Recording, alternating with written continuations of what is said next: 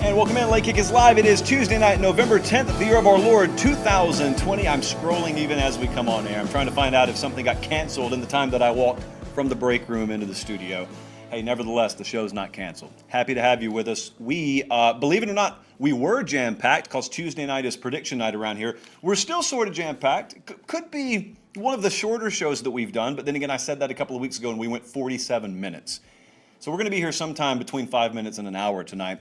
We have a slightly modified show, so I remind you, subscribe to the channel if you haven't already. Click the bell for notifications if you haven't already. We do 3 live shows a week, Sunday, Tuesday, Thursday.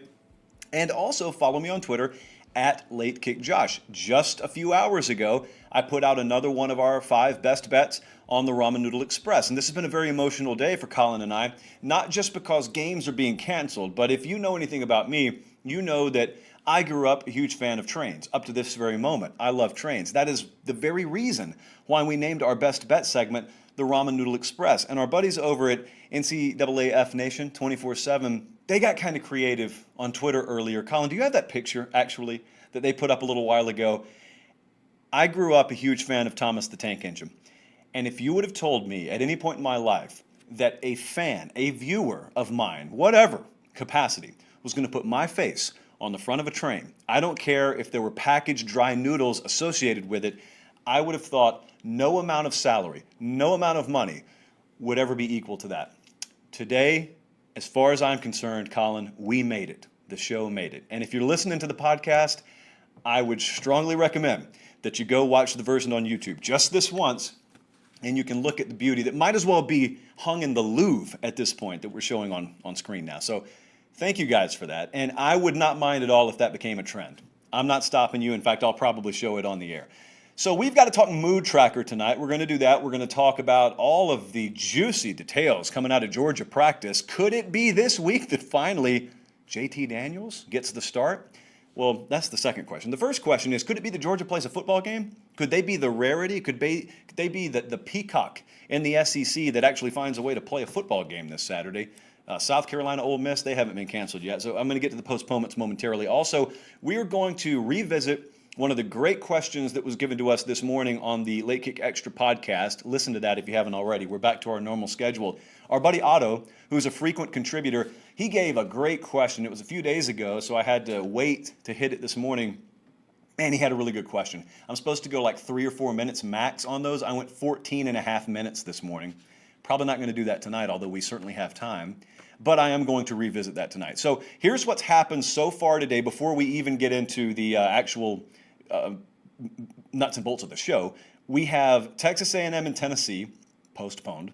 We have Auburn and Mississippi State, postponed. We have Alabama and LSU, postponed.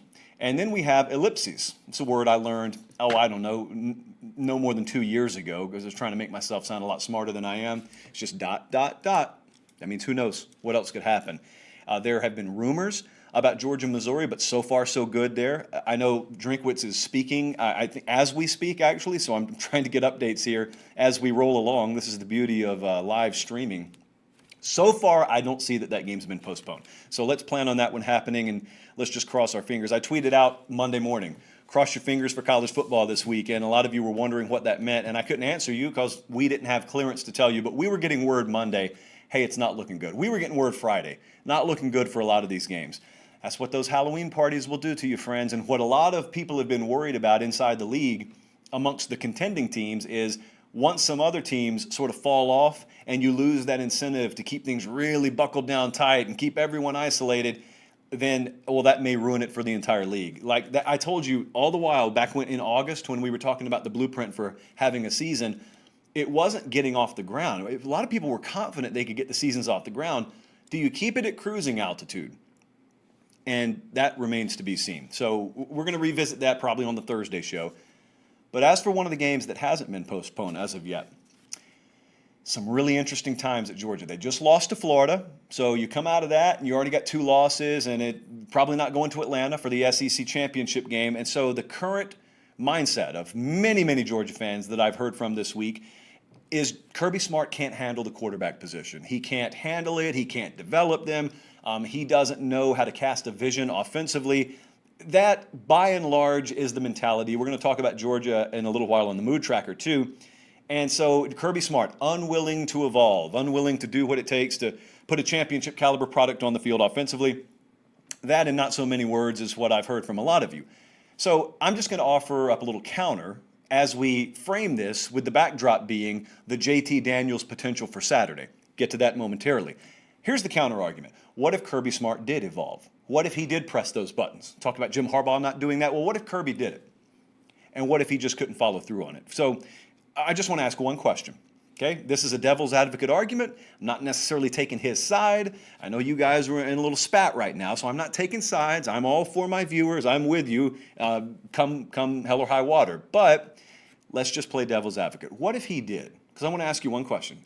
Just change one thing. What if what if Jamie Newman didn't leave Georgia? What if he didn't opt out? If that was the only thing I could go back in time and change, what if he didn't leave? What would the season look like? Because let me tell you what I think may have been in Kirby Smart's mind. If you're steadfast in your belief that it's your way or the highway, if you're unwilling to evolve, would you change coordinators? Would you go out and hit the transfer market hard for quarterbacks? I don't know that the answer is yes there. I certainly don't know that you would have made the change at coordinator if you were happy with what you were getting. Just give me Coley, give me more James Coley. So he made the switch, okay? And he made the switch there, but then let's say you lose spring, which everyone did, I get that, but you were asking a much bigger change at Georgia than you would have been anywhere else. Like, Alabama's already going to do their thing offensively because that's already what they were. You were asking Georgia to evolve and completely overhaul what they were.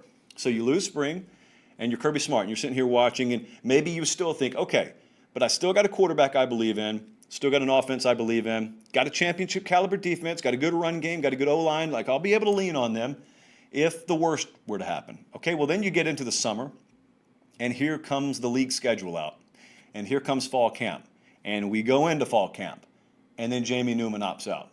So both prongs of that evolution plan, well, at least two of those prongs are now out. Your quarterback's out, and you lost spring, and so now what are we doing here? Like, what are we going to do? Are we still going to risk this, knowing what I have defensively, if I'm Kirby Smart? And we told you at the time, I remember doing this segment back in August when we were asking what's the identity of the Georgia offense going to be. Once Newman opted out, that night where we came on air, I was making 2 points. The first point was, where are all the haters? Because there were a lot of folks who hated on him for going to get JT Daniels. Remember, you're going to make the quarterback room too crowded.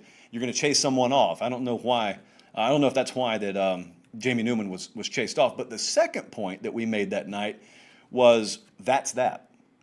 What I meant by that, I guess I didn't explain it well enough on that show, but what I meant when I said, well, that's that, was Georgia's reverting right back into their tortoise shell to what they have been. Because there's no way, given all the shifting right now and the lack of spring, there's no way Kirby Smart's about to look at the defense he has and look at the run game he thinks he'll have and say, you know what, let's wing it anyway offensively.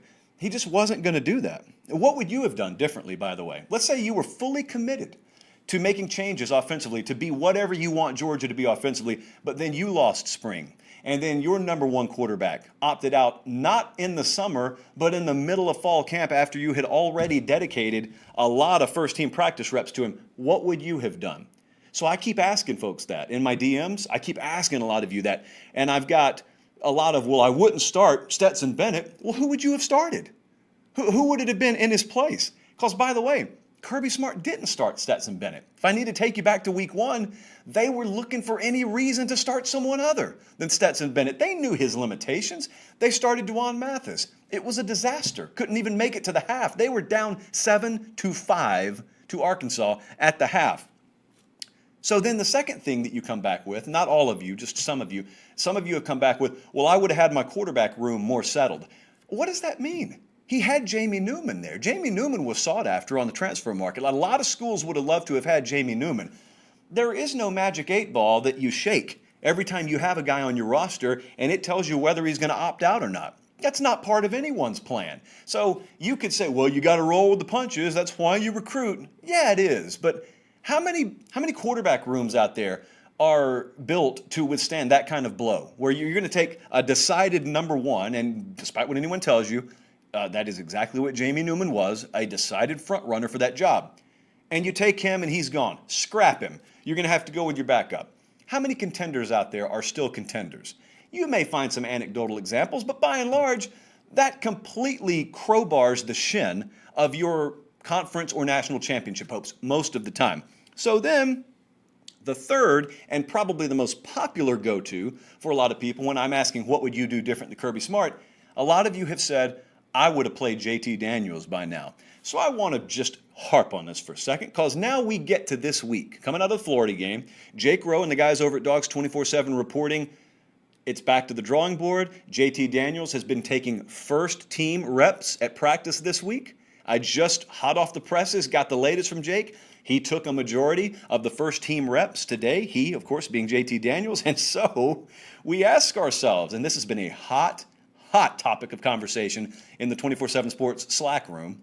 Someone Venmo me $10,000 and I'll give you a burner account so you can get in there. Make it 20,000. A lot of you are crazy. You'd probably go 10K. Everyone wants to know if this is going to happen and what it's going to look like. But let me go back, okay, because it hasn't happened yet. So a lot of you say, well, I would have played JT, and here's the follow-up. In some shape, form, or fashion, a lot of you guys always say, I would have played JT because it can't be worse. Yeah, it can. It can be a lot worse. It can be a whole lot worse. You see, you don't know what you don't know. I don't know what I don't know, and I don't know what you don't know, but I do know this. Number one, you got a guy running a program, and there's no one on planet Earth with more incentive to win for Georgia than Kirby Smart. Number two, the guy has forgotten more football than you and I will ever know in 10 lifetimes combined. Number three, he is intimately familiar with every aspect of his roster. Number four, there are all kinds of things, both tangible and intangible in nature, about players that go into making personnel decisions. It could be medical, it could be discipline, it could be mental. I'm not floating anything here. This is purely hypothetical. It applies to every player, JT Daniels included.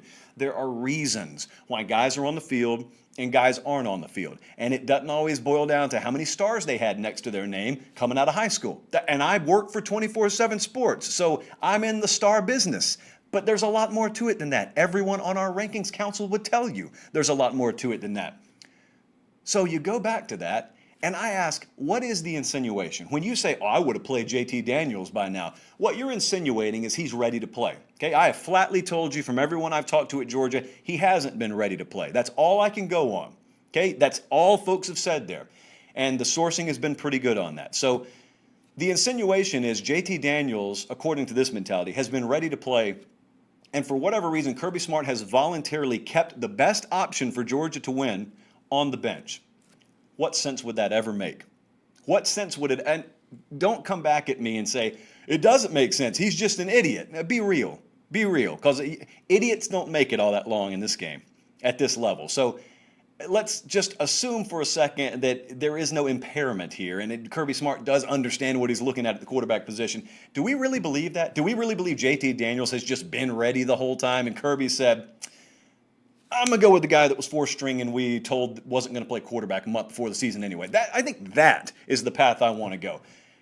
Has he looked thrilled at the quarterback situation at any point this year? I don't think so. I mean, if you haven't seen him on game day, I mean, he constantly has to pat those guys on the head and all but kiss them on the cheek because they're so rattled and they don't know where they're going. They don't really have a discernible identity offensively. Well, anyway, so now that I've gotten through all that, let's look forward to Saturday where, again, fingers crossed, hopefully we see a football game, and it is Georgia at Missouri. Is he going to start Saturday? Is JT Daniels really going to start? And if that happens, obviously there are a couple of different scenarios. Now, he could get in there and struggle, at which point it's I told you so mode, even though you're never going to hear it from Kirby Smart. But, of course, we all know there's something else in play. We also know that there's a path, maybe a narrow one, there's a path where JT Daniels is like 6 of 7 for 113 yards and 2 touchdowns in the first quarter. Just comes out guns blazing. And I shudder to imagine what the Dogs 24/7 message board would be like, what my iJosh would be like. I'd need to have it on charge all day. What Twitter would be like. If that were to happen and they win a game convincingly and JT Daniels plays at easily as high a level as any quarterback you've seen at Georgia this year, it would be a win-win / lose-lose, I guess, because you would have won the game, you would have found your answer at quarterback for the rest of the year, but then you would have the post-game presser, where you would have to have Kirby Smart explain to you Was there something else in the works here? Like, did he just get cleared medically this week and we didn't know it? How in the world was he not already on the field? You know and I know it's coming if there's a legitimate performance from JT Daniels. So I'm going to watch along with the rest of you guys, and I will judge accordingly. So right now, I played the devil's advocate. That kind of coincides with how I actually feel, but my mind could be changed. It absolutely could be changed.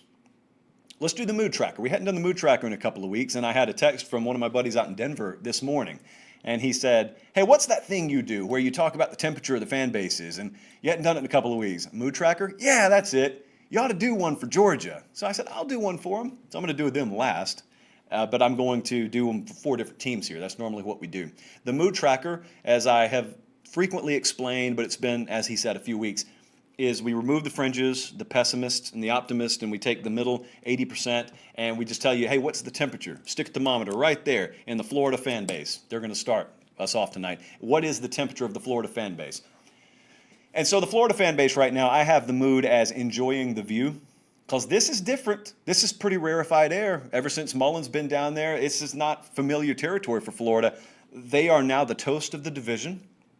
They can kind of look around right now. It's not that you take your foot off the gas. I'm talking about the fans' mood, not the players or coaches. The fans, if you're a Florida fan, you got a couple of days here before you got to get ready for Arkansas to kind of breathe deeply and sigh. And, stretch your back because you're up on top of the mountain now and you can look around and you can think to yourself, wow, it's pretty up here. And look, I can see Atlanta from here. This is how Georgia feels every year. This is great. It's just, again, I can see Atlanta down there. It's right up 75. I can see it, and there aren't very many obstacles. And we know that's where we're going. And look over there. We can see Tuscaloosa from here, too. And we know who we're probably going to play in Atlanta. And so now you got everything in front of you. It's not muddy. It's not hazy. You're not driving through fog. And that's a view you should enjoy. Again, you can't have that attitude as a player, but I mean, you guys in the Florida fan base, you're a secretary on Tuesday afternoon. I mean, you're a construction worker. You don't have to strap it up. So you got time to enjoy and then drive home and listen to a podcast and listen to someone talking about you enjoying for a change the view come early November. These are pretty good times for Florida fans. And now, I almost went with another more aggressive observation, and that's kind of being in feeding frenzy mode, because you could also describe it as that, but that has to do more with recruiting. You remember we were talking about coming into that game, and I reiterated this with Wilfong today. In fact, the Wilfong Whip Around is going to go live on the channel a little bit later tonight, and we're going to talk about the ramifications in a year where you can't be taking official visits, the ramifications for winning big games and how many recruitments it could swing. And we're going to have a couple of Florida-Georgia recruitments that we talk about tonight. And, I mean, that's where the focus is. That's where the focus has got to be every week. If you're going to maintain that status, I don't care what your reputation is, you got to be recruiting at a certain level. So you just got to keep surging. That's the thing. You got to keep on surging at this point. How about Notre Dame? Notre Dame, I would venture to think the attitude is different than what I perceive the attitude to actually be right now. They're coming off the biggest win, you could argue, in Brian Kelly's tenure there. He's been there a while. They just beat number 1 Clemson.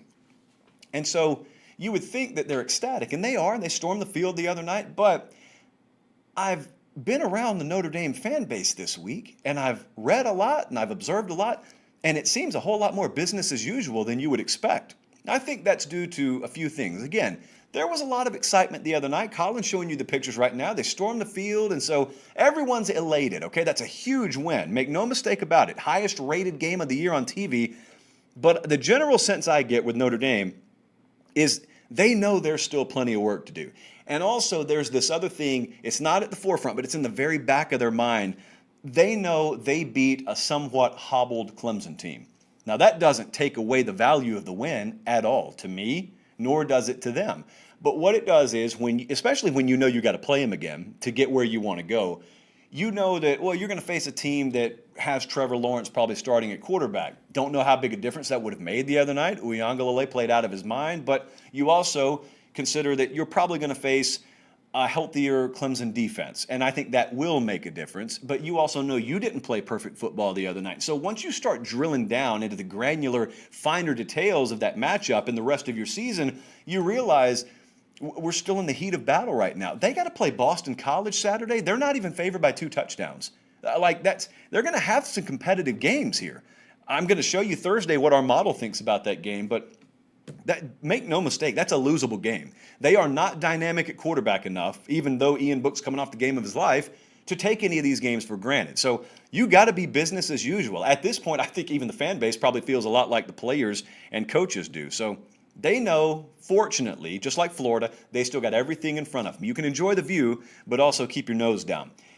Penn State, not so much. Penn State is in funhouse mode. I had to think for a second on this one.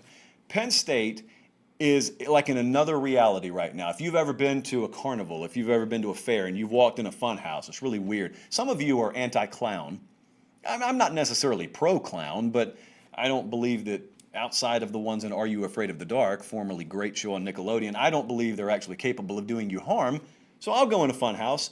But when you go in a fun house, nothing looks right. You don't look right because every mirror that you look into is oblong and it's weirdly shaped. So it makes you look really wide and really tall, and no one just looks normal. And that is Penn State football this year. There were high hopes. Next to Ohio State, there was no reason to believe there was a better equipped team to contend in the Big Ten than Penn State. And we got an opt-out here and we got an injury there, but that's okay. I mean, James Franklin and this staff, we trust them to put a product on the field. Indiana, boom. Ohio State, boom. Maryland, boom, boom, boom. Got to do more than one boom when you get blown out by Maryland. In football, not lacrosse, football. Maryland just housed them, just pantsed them right there on TV Saturday. What's Penn State? Where are we? Where is the real Penn State? That's what you got to be thinking. You're walking through the fun house, and here's a version of me that's 10 feet tall, and here's a version of me that's 10 feet wide. Where's the version of me that's supposed to win 38-19 or 35-19 against Maryland, whatever the score was? We just want normalcy.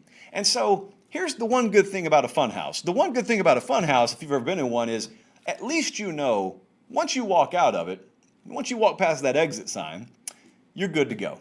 And everything's normal again. You can only hope, if you're a Penn State fan, if you're James Franklin, if you're inside that program, you can only hope that once you exit 2020, everything's back to normal. And there's no real way to know that until you get to the 2021 season. But it's been a nightmare so far this year for them. And now they got Nebraska this week, and I want you to think about this. And I was very proud of them. I was fully on board with it. Nebraska was very vocal about wanting a season to happen. Penn State, likewise, very vocal about wanting a season to happen. What kind of odds could I have gotten that by the time those two teams play, and they play Saturday, they would have been a combined 0-5? They haven't won a. Someone's winning Saturday if they play. That much I can shake the magic 8 ball and tell you. So someone's coming away with a win. But wow, it's just crazy times in college football in the Big Ten. And lastly, we wrap it all the way back around and we go to Georgia. Georgia is in apply pressure mode. If you've ever cut somewhere close to the carotid artery, you know, and I am not a doctor, trust me, but even I know. Even I've watched enough Sylvester Stallone movies to know you got to apply immediate pressure. You got to stop the bleeding. And that's kind of where Georgia is right now. This is not a disaster of a season. It's only a disaster if you have the highest of high expectations, which they do. Penn State would trade places with Notre Dame or with Georgia in a New York minute. They trade with Notre Dame too, obviously. So you just got to stop the bleeding. The world is not coming to an end. However, here's what the concern is. The concern is, can we stop the bleeding? Can we just make this a 2020 thing? We lost to Alabama. Hey, everyone loses to Alabama. We lost to Florida. Well, it was going to happen eventually. I mean, even the best runs that we've ever had in the history of that series, we don't win 15 in a row. I mean, eventually they're going to get one. Do they just get one? Or is it them starting their own string? Because we got to get quarterback, as we just talked about ad nauseum, figured out. And we got to get healthy because we're all kinds of banged up right now. First thing is we got to make sure we finish the rest of the season. Georgia's got very winnable games. In fact, let me pull this up while we're on the air, and I've got a laptop in front of me. Georgia right now is looking at a trip to Missouri, and then they have got Mississippi State at home, and then they got a trip to South Carolina, and then they got Vanderbilt at home. Those are 4 opponents they'll be favored by double digits against. They should go 4-0 to end the year. And I don't think anyone's arguing with that. So the first key in stopping the bleeding is just make sure you win the games you're supposed to win. They've lost to, as far as I can tell right now, currently probably the 2 best teams in the conference. And if A&M wants to argue, I would gladly listen. But they've lost to 2 of the best 3 in the conference, let's say. Don't start bleeding in recruiting. Don't start bleeding in transfers. Don't start bleeding more in losing games now that you are a definitive favorite in. As long as you can manage and maintain that, you'll be okay come 2021 when, again, hopefully, every finger crossed again, everything's back to normal. Moving on, I was recording the Late Kick Extra podcast this morning. And what that is, for those of you who are new, and we have new viewers every single week, and listeners, since we're talking about a podcast, is I do 2 times a week just a mailbag. It's all listener Q&A. So on Tuesday morning and Thursday morning, if you subscribe to the Late Kick podcast, it's only on podcast. We don't put it on the YouTube channel. You can submit questions, and I try and answer in rapid-fire succession as many of them as I can. You can find me, joshpate706@gmail.com. You can follow me on Twitter, which I advise you to do anyway, @LateKickJosh, and you can send me a DM there. So this morning, I'm recording, and Otto sent us a great question. It was a few days old because I hadn't recorded one in a little while. Election week threw us all off. And so I'm recording this morning, and Otto, who is a longtime friend of the program, he said, imagine, I'm paraphrasing him, imagine writing a letter to yourself in August. So I'm right here now, and I'm writing a letter to myself in the past. He said, what has happened that you'd like to warn yourself about? And so I thought I was going to be able to get it in like 2 minutes. I ended up going 14 and a half minutes this morning on this. And if you want to hear that answer, you can go listen to the podcast. But I just kind of want to reiterate it because the more I thought through it, the more I said, this is a segment, especially because we got all these games postponed. This is a segment. You can think right along with me. I was doing a consultation with someone last night whose name is Richler, by the way. Rich, what a name, Richler. And that's the one his mom gave him. He didn't even have to pick that. Richler. And I was talking to him about this, and I was talking to some other folks about this week about, you know, you got to be able to pivot. You can't be married to your preseason predictions. You got to be in tune with the subcurrent and the undercurrent of college football. You got to know what people are thinking. You got to know what fan bases are saying, and especially this year more than ever, you got to just be on your toes. Because the first thing that I would warn myself about in August is make sure that you require double validation for this year. We didn't have to wait long for this principle, this theory, if you will, to be in play. Remember week 1, where were you when? Where were you when Mike Leach went into Baton Rouge and took down LSU in overwhelming fashion? I mean, they drowned them. I mean, it was 44-34. KJ Costello has the Heisman wrapped up after week 1. He threw for the better part of a mile, it seemed like, on that Bo Pelini secondary, which we were told was in better shape than last year. How's that gone? And so there you were, right there in the front seat with Gina Davis and with Susan Sarandon, and it's the final scene in Thelma and Louise, and there you are, putting the pedal to the floorboard, driving straight off the cliff, hands in the air. Mike Leach has got every one of you. And then week 2 happened, and then week 3 happened, and then week 4 happened. Now, I didn't fall for that one, fortunately. A lot of you did, though, and so rest in peace to your preseason predictions there and your week 1 predictions, but that's okay, because I was gotten a few weeks later by Michigan. I so proudly and staunchly even sat here right at this desk after Michigan went into Minneapolis as just a short 3-point favorite, and they took down Minnesota. P.J. Fleck and that very undermanned defensive front, should have known better, Richard Marks, but I didn't. And so I actually put a video out that I have not deleted against my better judgment from the 24/7 Sports YouTube channel. And Colin, if you'll remember, the thumbnail says, "The New Michigan." The New Michigan, yeah. So then week 2 happened, and then Michigan State happened. And then last week, week 3 happened, and then Indiana happened. And while the Michigan State result, you could say, all right, we got a perfect storm of a letdown situation and a rivalry game and just everything goes wrong. Indiana just owned them. Like Indiana, it was almost like watching Alabama play South Carolina or someone like that. And Bama gets out to their big lead and then backups are in, and Carolina, they kind of chip away here or there, but then, Bama puts up another touchdown. It's that Indiana toyed with Michigan the other day. Indiana took their wide receivers and their quarterback, Penix, and they just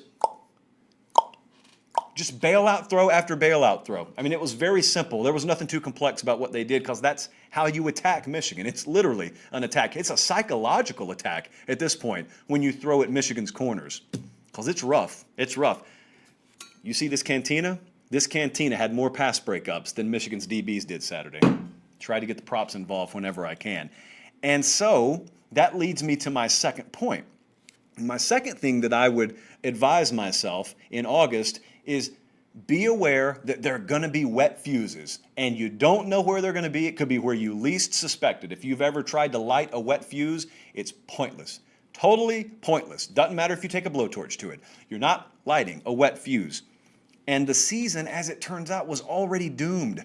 Penn State, I go back to the Nittany Lions, perfect example of a team that, for whatever reason, could be a million different reasons, it has become obvious that COVID-19, even though it did proportionately impact the sport, okay, everyone in the Big Ten largely has dealt with the same thing. You largely got the same amount of spring practices in. You found out the schedules at the same time. You had the same amount of fall practices. So it stands to reason you could, from a very broad 50,000-foot perspective, say there's going to be no excuses here because everyone's dealt with it. And so since everything is equal, relatively speaking, the expectation level and the comparative analysis should be no different than a regular season. You could say that. I just don't buy it. The more we've got into it, you have the wet fuse theory, as I like to call it, starting this morning, in effect, to the point where COVID has so disproportionately impacted some programs relative to others. Is it an excuse? I guess. I just think it's a valid excuse. How else do you explain what's happening with Penn State? How else do you explain that? How else do you look at a team that would otherwise be equipped to do pretty good things this year? They can't even get off the ground. That is the definition of a wet fuse, actually. It's just click, click, click. We can't light it. Dad, we can't light it. Did you buy us bad fireworks? I knew they were discounted for a reason. We can't light the fireworks. Like, that is Penn State right now. And so that leads me to my third point. And the third point is self. I'm writing to myself. Remember, self, back in August.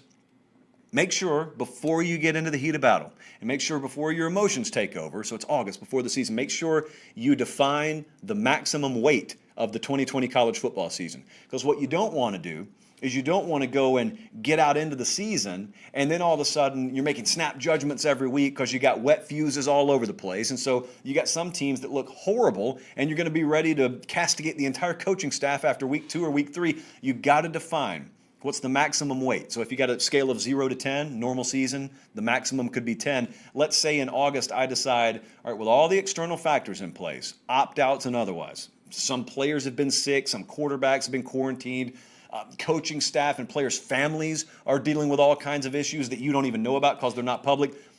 There are so many external factors that are unique, one-time deals, never going to deal with them again.